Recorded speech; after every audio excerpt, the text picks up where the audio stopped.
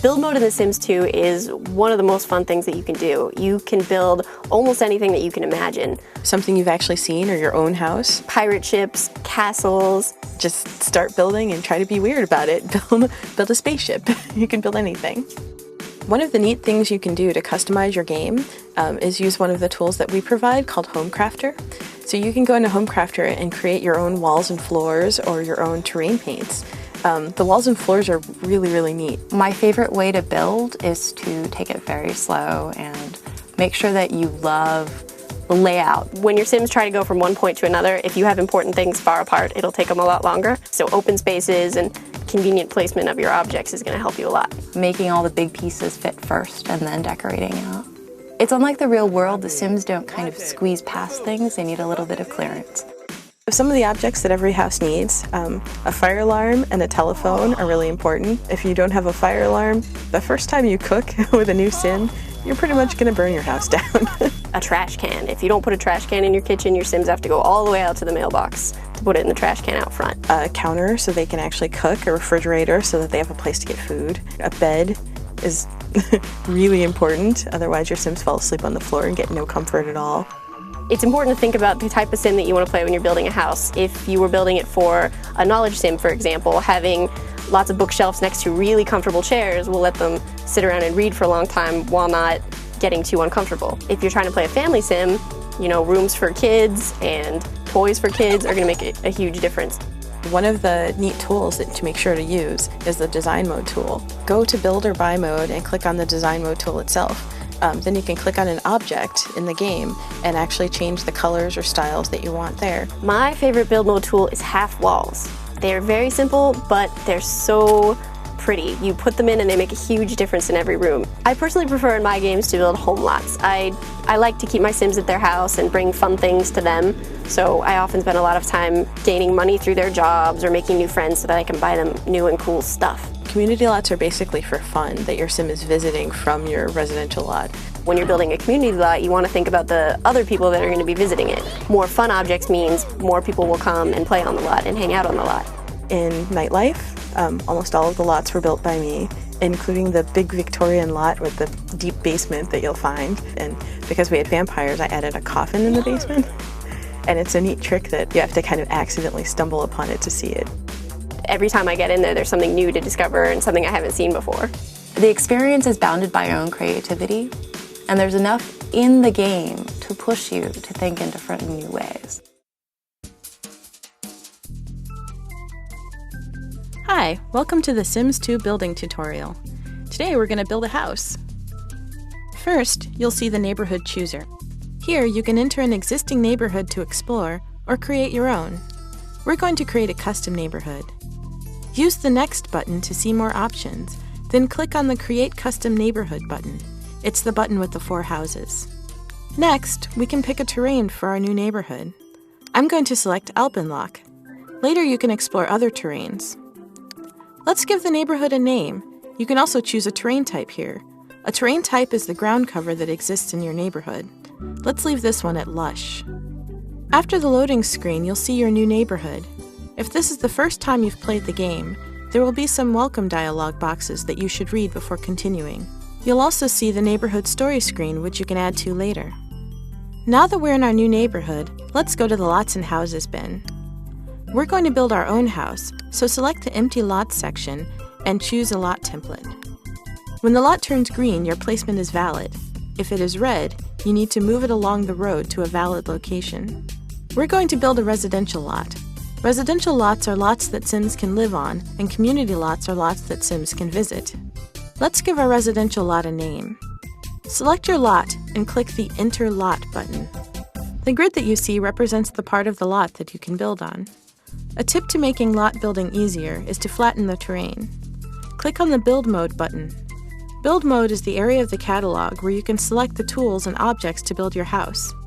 The game is always paused when you enter Build or Buy mode.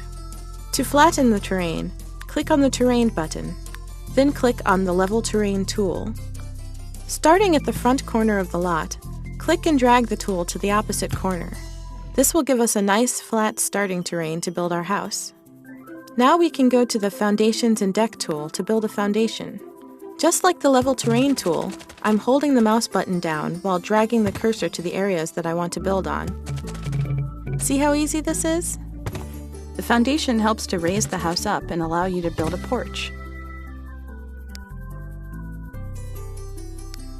Next, go to the Wall tool, and we'll build the exterior walls for the house.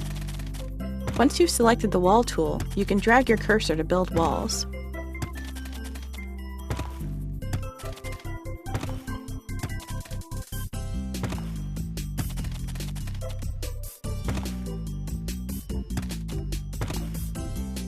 I'm going to lower the walls so it's easier to see what I'm doing. To raise and lower the walls, you can click on the Walls Cutaway button. You can also use the Home and In keys, which is very useful during gameplay. Now I'm going to draw in the interior walls. It's good to think about the layout of your house before you start building. I know that I want a staircase here, so I'm going to leave a little extra space for it.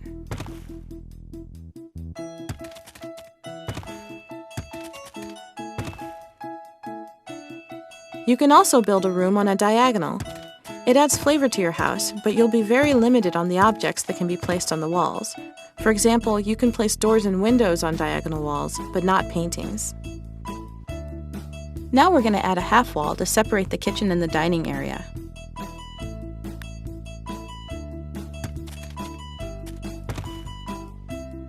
Next, we're going to add the exterior doors. You can choose different doors from the catalog. There are plenty to choose from.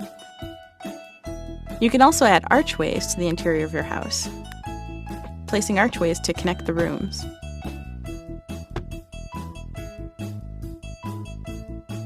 You can choose between archways and interior doors. To move an object, such as a door, that you've already placed, select the Hand tool. Next, let's add some windows to our house. You can place as many windows as you like. Windows can only be placed along the walls. Some windows and doors have an interior and an exterior, so you may have to rotate them. To rotate the objects, select the item and then pull it in the direction that you want. Adding windows are great for light, but be sure to leave some wall space for paintings and decorations. I'm going to skip ahead a little bit here and add all of my doors and windows now.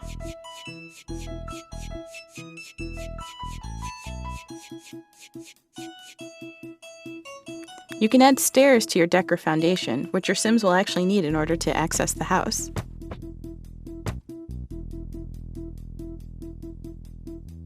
Let's go to the flooring section of the catalog and place some floor tiles.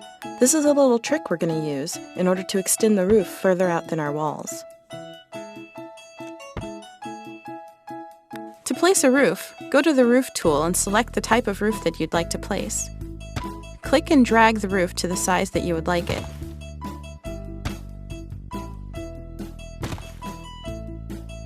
It's fun to experiment with the roof tools.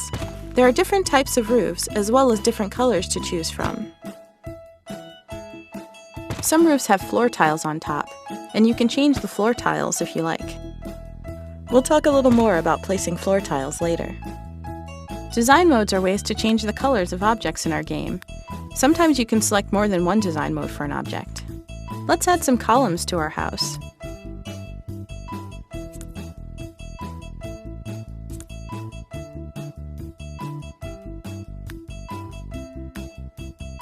While in the Roof tool, you can also add dormers.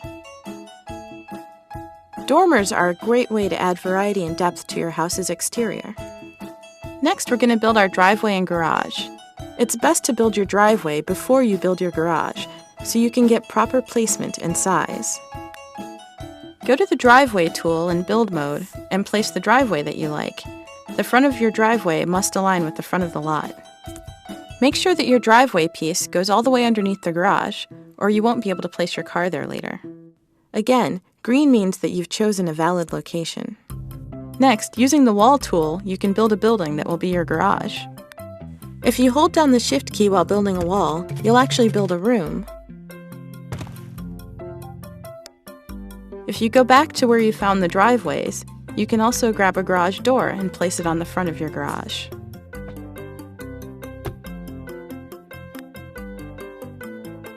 You can also add wallpapers to the game. Go to the Wallpaper tool and select the wallpaper that you'd like to use. You can also hold down Shift to fill an entire room with the wallpaper that you've selected. Next, go to the Floor tool, and we'll place some floors in our house. There are many selections that you can choose.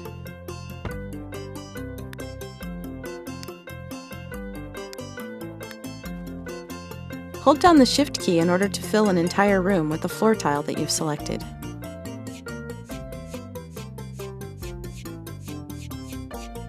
Next, we'll add stairs to our house. These are different from the stairs that we've added on the porch. Now let's begin to decorate our house. There are many types of objects to choose from refrigerators to counters to TVs. We're going to move from build mode to buy mode. Buy mode is the place where the objects to decorate and fill out your house are located. When selecting objects in buy mode, you can sort them in several different ways. You can sort them by object type, like sinks or counters, or you can sort them by room. Here I'm going to select the room sort. Now we're going to place the kitchen cabinets. To change the colors of objects in our game, you can select the Design Mode tool.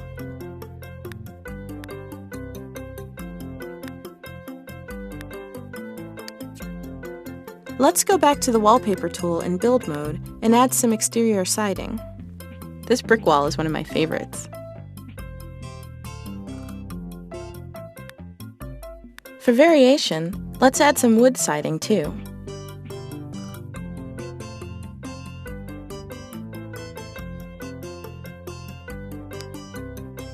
You can also go to the Floor tool and add some flooring to our foundation, making it a nice porch. Let's add a walkway to our house. You can place flooring on the terrain itself and not just on the foundation. Let's go to the Landscaping tool and add some landscaping to our lot. There are different sorts for landscaping. There's trees, flowers, and shrubs. Let's fill out our garden a little bit more. There are so many things to choose from. I'm going to add more roses and hedges here. And a couple of trees, I think. If you don't water your flowers, they'll wither and die, so be very careful. And make sure to trim your bushes. They can become overgrown. You can also paint the terrain with the Terrain Paint tool. The Terrain Paint tool gives you different colors that you can use for variation on your terrain. Let's shape our garden a little bit more.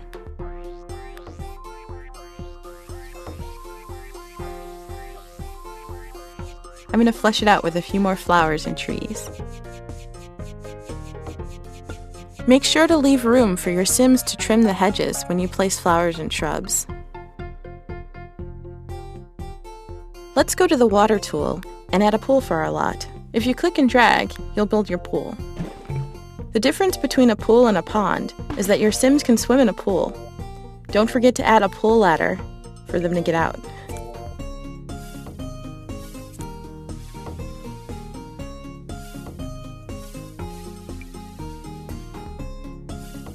And finally, let's add a fence. Go to the Fence tool and select a fence, and click and drag the tool as you would a wall.